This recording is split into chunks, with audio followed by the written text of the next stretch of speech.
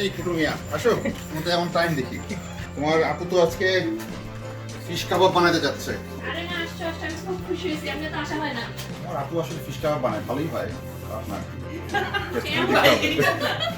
একটু ভালো বলেন। সোয়াই ফিশের ফিশ কাবাব করব। এটা হচ্ছে সোয়াই ফিশ। আমি এখানে 2টা সোয়াই ফিশ নিলাম। 10 থেকে 15টা ফিশ কাবাব হবে। হলুদ মিক্স করব, অল্প একটু, হালকা একটু হলুদ মিক্স করে আগে এই দুটোকে আমি হালকা ফ্রাই করে নেব। মরিচ এবং লবণ কিছুই দিব না। কিছুই দিচ্ছি না, কারণ আমি সব পরে মিক্স করব। তুমি রান্না শিখলা কার কাছ থেকে? এটা রান্না যখন মানুষ চাপে পড়ে তখন মানুষ এমনিই পারে। এখন আমি এটাকে ফ্রাই করতেছি এবং ফ্রাই করার জন্য আমি খুবই অল্প তেল নিব। 2 টেবিল চামচের মতো তেল হবে। দুই ভাগ করে নিলাম আমি। এটা ভাজতে আমার সুবিধা হবে। আর একটু মাছ ফিশ দিতে উল্টাও। তুমি তো কোনো কাজ করো না, একটু কাজ শিখো। কিভাবে ফিশ উল্টাইতে হয়। লোকে তো অনেক কিছুই বলে, সব কি আর সত্যি হয়? এটা তো উল্টা দিলেই হলো, এই তো উল্টা গেছে। খুব বেশি করি না, তোমার আপুই সব কিছু করে। এখন আমি করলে খাবারটা এটা ভালো হয় না, তুমি এই জন্য বেশি করলে মানে তো বোঝা যায় তুমি অল্প স্বল্প করো। একটুখানি ওটা আদর করে দিয়ে ভাই চলে গেছে। এটা আমি বেশিক্ষণ না, 2 থেকে 3 মিনিট এবং হালকা ফ্রাই হবে, কারণ এটা আমি পরে আবার ভাজবো। টেম্পারেচারটা রেখেছি মিডিয়াম এন্ড হাইটের মধ্যে। একটু পেঁয়াজ কেটে দিবা? পেঁয়াজ তো হ্যাঁ, পেঁয়াজই তো কাটবো, আর কি করবো তাহলে? পেঁয়াজ কি আপু কুচি কুচি করে কাটতে হবে? কুচি একদম। সফি তার এক আমাকে ধরাই দিয়ে চলে গেল, এটা কোনো কথা হলো? He's Arya and I'm Amy. I want to see. আমরা মাছ ভেজে ফেললাম, এটা দিয়ে ভেঙে দিচ্ছি ছোট ছোট করে। পরে আমি এটা হাত দিয়ে আলু ভর্তার মতো একদম ম্যাশ করে ফেলবো। আর এখানে আমি হচ্ছে একটা বড় আলু একদম ম্যাশ করে রেখেছি। ম্যাশ করতেছি, এটা একদম মিহি হবে না, আলু ভর্তার মতো একটু গোটা গোটা থাকবে। ভাবলাম যে কাঁচা আলুই না মেশ করে ফেললাম। কাঁচা আলু ম্যাশ করা যায়? মেশ করা শেষ হলে একটা পেঁয়াজ কুচি কুচি করে কেটেছি, 3টা কাঁচামরিচ এবং 1 মুঠো লঙ্কা নিয়েছি। ওয়ান অ্যান্ড অনলি শো ভাই, আমাদের প্রতিবেশী এবং খুব ভালো বিরিয়ানি রান্না করে, স্টেক রান্না করে। আশা করি একদিন আমাদের স্টেক রান্না করে খাওয়াবে। আমি আলুর সাথে এই ম্যাশ করা ফিশটা মিক্স করে ফেলছি। ফিশ কাবাব মশলা ফিশ যেটা কাবাব। রেডিমেড আমি কিনে নিয়ে আসছি। 4 চামচ 3 চামচ। রসুন পেস্ট, ওকে। হ্যাঁ, এটা আমরা দিব 1/2 চামচ। আর আমরা হলুদের গুঁড়া দিব 1 চামচ। 1 চামচ।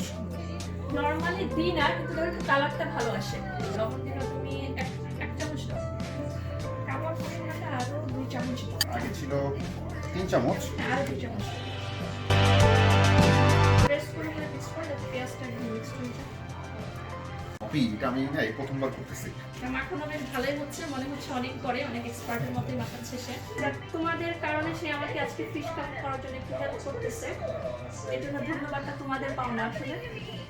আচ্ছা তাহলে তুমি মাখাও। ওদের সামনে স্বীকার না করলে কি হবে, আমি আসলে সবই করি। ফিশের যে মিক্সটা এটার সাথে মিক্স করে ফেলো। ফিশ মিক্সের সাথে পুরো জিনিসটা মিক্স হবে, তাই তো?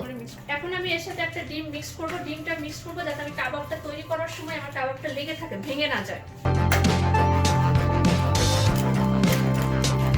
তো আসল কাজটা তো হয়ে গেল, জিনিসটা মাখানোটা ইম্পর্টেন্ট।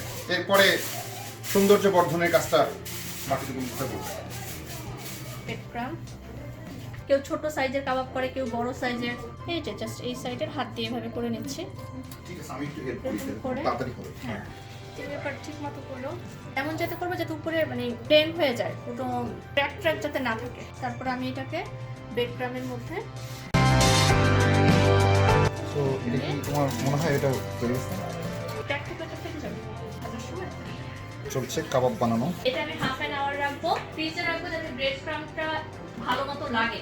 অনেকে ব্রেড ক্রামটা ডিমের মধ্যে ডুবানোর পরে দেয়। মানে ব্রেড ক্রামগুলো তেলে গিয়ে পড়ে গিয়ে কালো একটা গুঁড়া হ্যাঁ, তৈরি হয়। কালো গুঁড়া তৈরি হবে, সেটা যাতে না হয় এর জন্য আমি হচ্ছে আগে ব্রেড ক্রামটা দিয়ে ফ্রিজে ঢুকাবো, পরে আমি ডিমের মধ্যে ঢুকিয়ে তারপরে ভাজবো। 30 মিনিট হয়ে গেছে। এখন আমি এখানে 2টা ডিম ফেটে নিছি।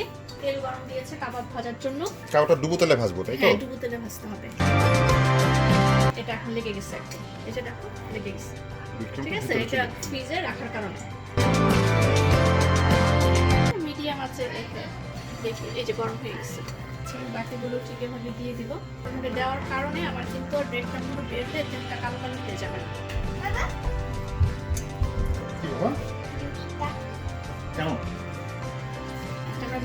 দেবো ভালো করে সিদ্ধ হয়। আমি এটা কতক্ষণ করে উঠাবো? এটা পাঁচ যখন ব্রাউন হয়ে যাবে তখন আমি তাহলে দুইটা দিই জায়গা নেই। হ্যাঁ, সহজ বিষয় আসলে। একদম সহজ।